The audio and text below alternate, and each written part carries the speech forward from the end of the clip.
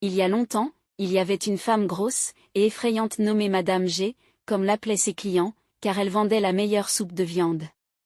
Ses aliments étaient toujours frais, et les meilleurs du marché. Chaque jour de marché, elle arrivait avec ses grandes marmites de cuisson. Elle ne parlait à personne. Rapidement, les villageois se rassemblaient autour d'elle, et bientôt ses mets étaient vendus en un clin d'œil. Dès qu'elle avait vendu toute sa nourriture bon marché, elle repartait tranquillement avec ses marmites vides. Les villageois se demandaient comment cette femme grosse pouvait cuisiner et vendre une soupe si délicieuse à un prix si bas, que même les mendiants pouvaient se permettre de manger à leur faim. La plupart de ces morceaux de viande étaient si gros, qu'on pouvait les conserver jusqu'au lendemain à un prix minimum. La majorité des marchands de nourriture étaient envieux d'elle. Je me demande comment elle tire des profits de sa cuisine. C'est insensé, avec le coût des choses.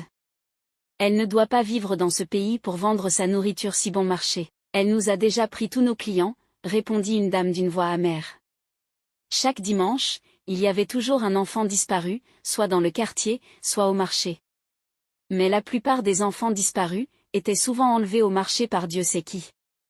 Les villageois ne pouvaient pas résoudre l'énigme, car l'amour qui régnait toujours entre les habitants du village, rendant impossible l'identification du coupable, et ses véritables intentions.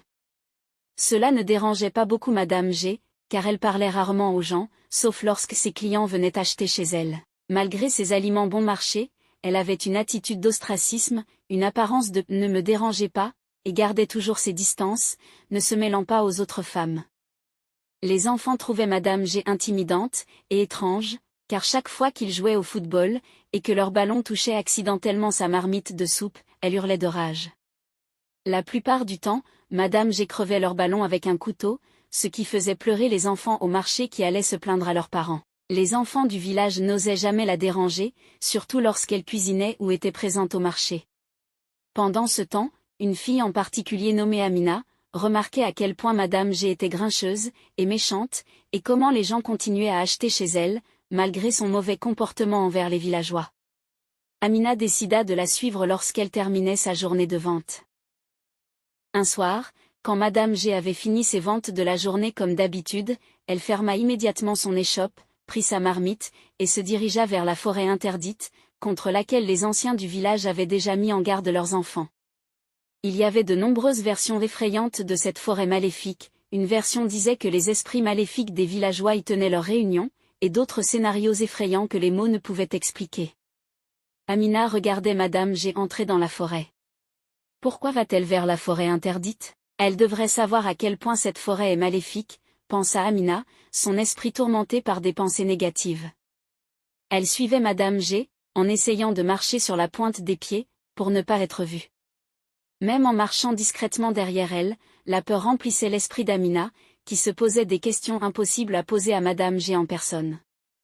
Madame G marchait de plus en plus vite, et Amina, qui la suivait, accélérait aussi pour ne pas la perdre, et surtout pour ne pas se faire attraper. Amina ouvrit la bouche, stupéfaite. Les sorcières existaient vraiment. Elle vit 5 femmes en habit noir fantomatique, qui se rassemblaient autour d'un grand hiroko, attendant Madame G qui portait encore la grande marmite qu'elle utilisait, pour cuisiner pour ses clients. Amina se cacha rapidement derrière un manguier. Elle regardait les femmes échanger des salutations, et discuter avec Madame G de la façon dont elle partagerait l'argent, que Madame G avait gagné grâce à son commerce de nourriture, ainsi que de la manière d'enlever davantage d'enfants dans la communauté. Les pensées troublées d'Amina furent interrompues par un craquement de feuilles sèches, sur laquelle elle avait accidentellement marché. Immédiatement, les yeux des femmes se fixèrent sur elle. Madame G était furieuse, tenant sa grande marmite. Amina observait, terrifiée, alors que chaque femme posait son regard sur elle, interrompant leur discussion. Par peur d'être vue, et de devenir une victime, Amina fit lentement 2 pas en arrière avant de prendre ses jambes à son cou, retraçant son chemin hors de la forêt aussi vite que possible. Arrivée sur la place du village, encore en sueur, et essoufflée, essayant de reprendre son souffle, avec une expression révélant qu'elle avait vu quelque chose d'extraordinaire, elle expliqua tout au roi du village. « Mais pourquoi une pauvre orpheline comme toi a-t-elle suivi Madame G dans la forêt? Tu connais les conséquences de tes actions. Et si tu avais été possédée ou pire, tuée par un esprit maléfique? Es-tu sûre de ce que tu dis?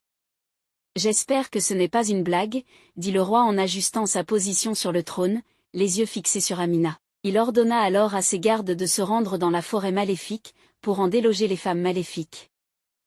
Dans la forêt, les femmes barbares, y compris Madame G, s'inquiétaient de la fille qui les avait vues, et discutaient de la possibilité de retourner au village. Madame G suggéra alors de rester dans la forêt, sinon elles seraient toutes tuées par les villageois, car la petite fille avait découvert leur secret.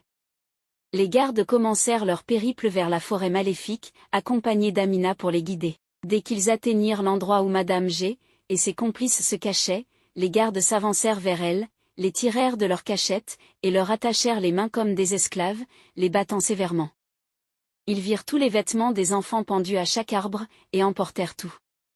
Ils traînèrent les femmes, jusqu'à la place du village où tous les villageois étaient rassemblés. Le roi fut d'abord stupéfait de voir les vêtements des enfants qu'elles avaient tués, puis il cracha sur Madame G et ses complices qui avaient commis un sacrilège. Certains villageois qui avaient mangé la nourriture de Madame G pleuraient de regret. Les parents des enfants que Madame G avait tués pleuraient de douleur immense. Le roi ordonna alors aux villageois de les lapider à mort, car elles ne méritaient pas de vivre. Grâce à Amina, qui avait sauvé la communauté, le roi la récompensa pour son courage.